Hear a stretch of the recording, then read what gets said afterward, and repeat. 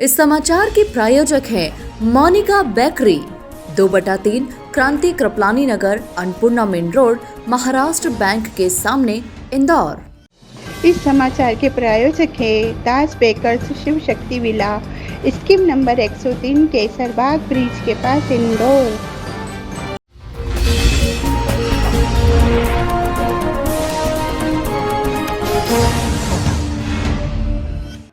निशाना बनाकर आदिवासी दलित समुदाय के लोगों पर अत्याचार किए जा रहे हैं। इसी विषय को लेकर इंदौर प्रेस क्लब में जिला महिला कांग्रेस कमेटी इंदौर ग्रामीण की जिलाध्यक्ष रीटा डागरे द्वारा पत्रकारों से चर्चा कर बताया गया कि आदिवासी दलितों पर हो रहे अत्याचारों के खिलाफ यह पत्रकार वार्ता का आयोजन किया गया।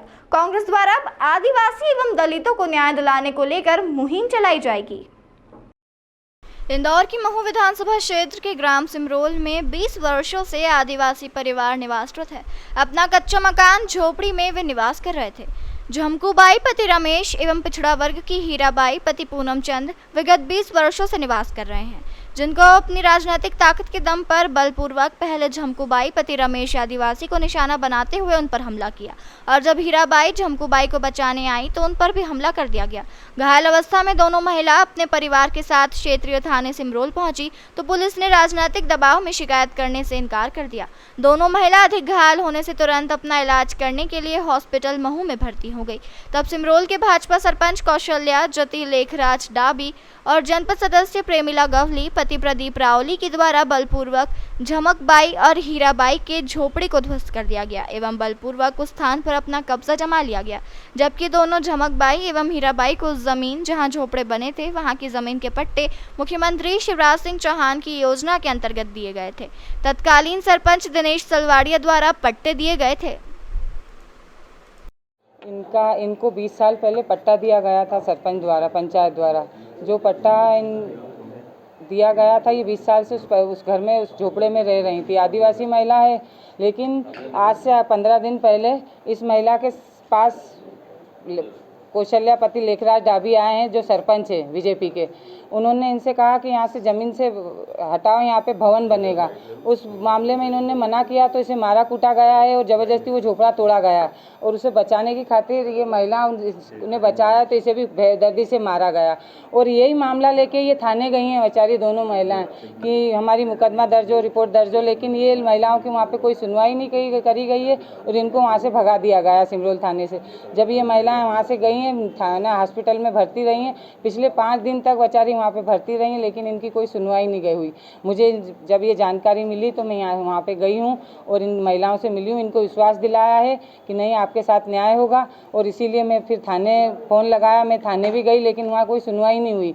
वहाँ पे बोल दिया गया कि हमें कोई सूचना नहीं मिली। और जब मैंने कहा कि सर सूचना आपको, महिलाएँ खुद आई थी और खुद सूचना दी थी, लेकिन उन्होंने कोई सुना नहीं। फिर मैंने जब एसपी डीएसपी को फ़ोन लगा और जब बड़ी वो करने के बाद ये महिलाओं के मुकदमे दर्ज हुए हैं।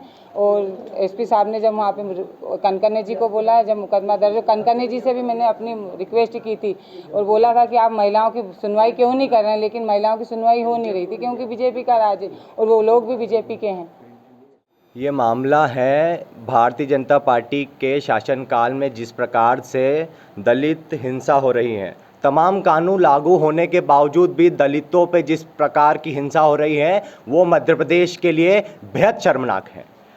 मेरे पास आंकड़े हैं, आदिवासियों पे अत्याचार के खिलाफ औसत मामले 7 मामले दर्ज होते कुल डेली के बेस पे मध्य प्रदेश में।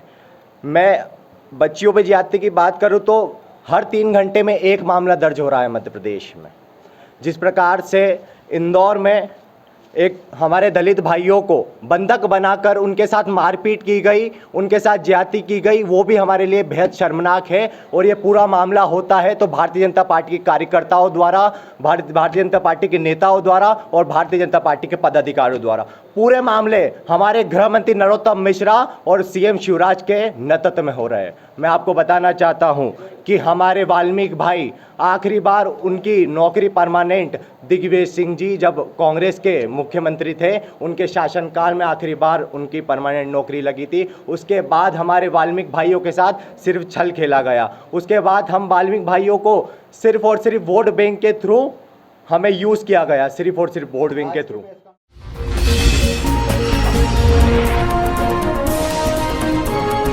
है।